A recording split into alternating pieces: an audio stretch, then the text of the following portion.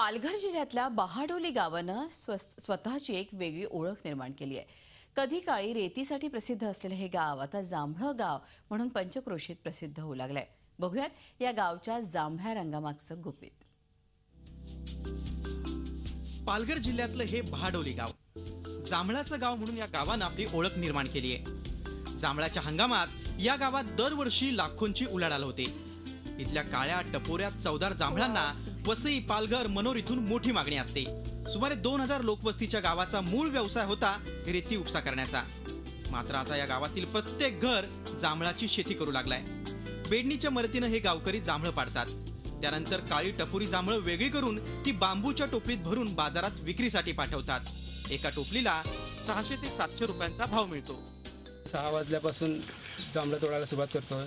जांभळं तोडताना अनेक जांभळावरती वर चढून आम्ही जांभळं काढतोय, नाहीतर बांबूचा वापर करून त्या बांबूला आम्ही दात्या म्हणून सांगतोय आणि नंतर बेडणीचा वापर करतोय आणि बेडणीने ते जांभळं आम्ही काढतोय। आजच्या मितीस 900 ते 1000 झाडं आहेत आणि प्रत्येक झाडाला सरासरी उत्पन्न 25 ते 30 हजार आहे। म्हणून 1000 झाडांचं आमच्या गावातील ह्या 1 महिन्याचं उत्पन्न जवळजवळ 2.5 ते 3 करोड रुपयाचे आर्थिक उलाढाल या गावामध्ये होते। याशिवाय निवडून बाजूला काढलेली तसंच खाली पडून फुटलेली जांभळं सुकवली जातात, त्यांची पावडर केली जाते। मधुमेहावर ही पावडर गुणकारी असल्यामुळे बाजारात तिला मोठी मागणी आहे।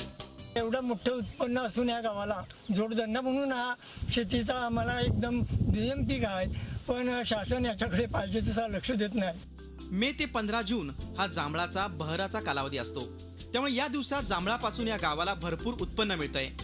या गावात आज घडीला हजारोहून अधिक जांभळाची झाडं आहेत आणि एका झाडापासून तब्बल 25 ते 30 हजारांचं उत्पन्न मिळतंय। आणि हे उत्पन्न वाढावं म्हणून इथला तरुण पुढे सरसावलाय। त्यांच्या या जांभूळ शेतीसाठी शासन स्तरावर प्रयत्न व्हायला हवेत अशी अपेक्षा गावकरी व्यक्त करतायत। हर्षद पाटील, झी मीडिया, पालघर।